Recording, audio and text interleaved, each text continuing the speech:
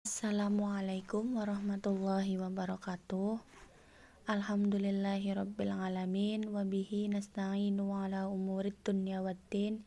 Wassalatu wassalamu ala asrafil anbiya'i wal mursalin sayyidina wa maulana Muhammadin wa ala alihi wa sahbihi ajmain, amma ba'du.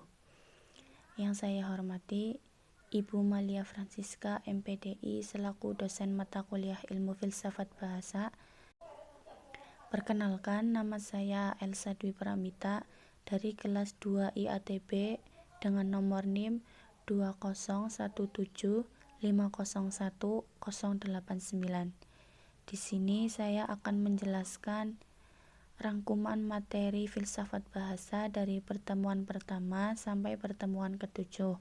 Pertama, tentang definisi filsafat bahasa. Filsafat bahasa merupakan salah satu cabang filsafat yang mengandalkan analisis penggunaan bahasa, karena banyak masalah-masalah dan konsep filsafat hanya dapat dijelaskan melalui analisis bahasa.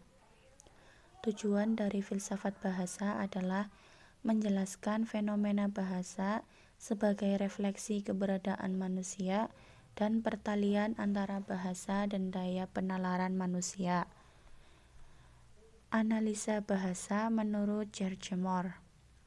Dalam pandangan Moore, tugas filsafat adalah memberi analisis yang tepat atau yang memadai tentang konsep suatu proposisi, yaitu menggunakan dengan jelas dan memadai apa yang dimaksudkan dengan konsep atau proposisi itu. Atomisme logis Bertrand Russell. Substansi atomisme logis Bertrand Russell.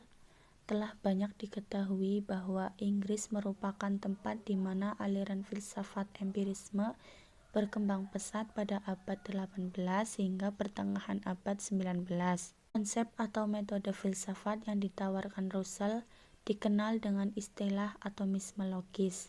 Atomisme logis adalah suatu paham yang berpandangan bahwa bahasa dapat dipecah menjadi proposisi atomik atau proposisi elementer melalui teknis analisis logis atau analisis bahasa.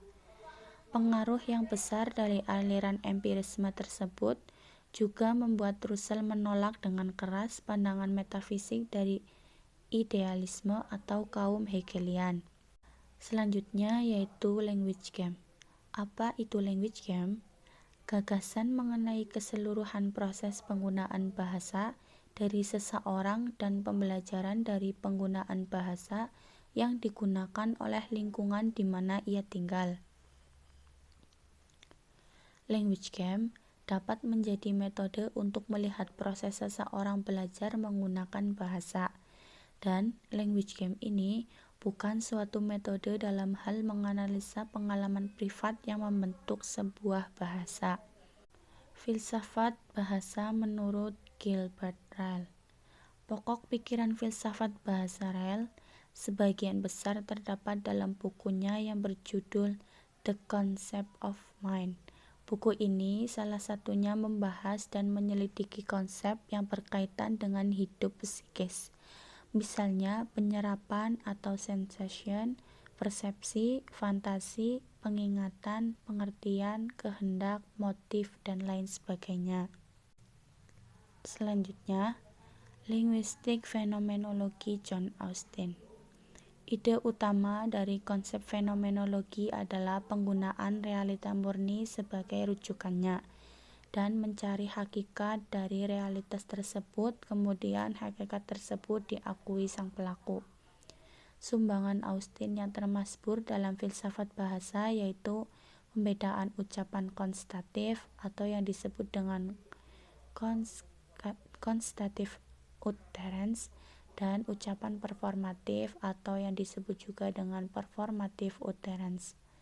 Ucapan konstatif adalah salah satu jenis ucapan bahasa yang melukiskan suatu keadaan faktual. Ucapan performatif tidak ditentukan benar atau salah berdasarkan peristiwa atau fakta yang telah lampau, melainkan ucapan yang memiliki konsekuensi perbuatan bagi penuturnya. Sekian dari saya, terima kasih, mohon maaf apabila banyak kesalahan. Wassalamualaikum warahmatullahi wabarakatuh.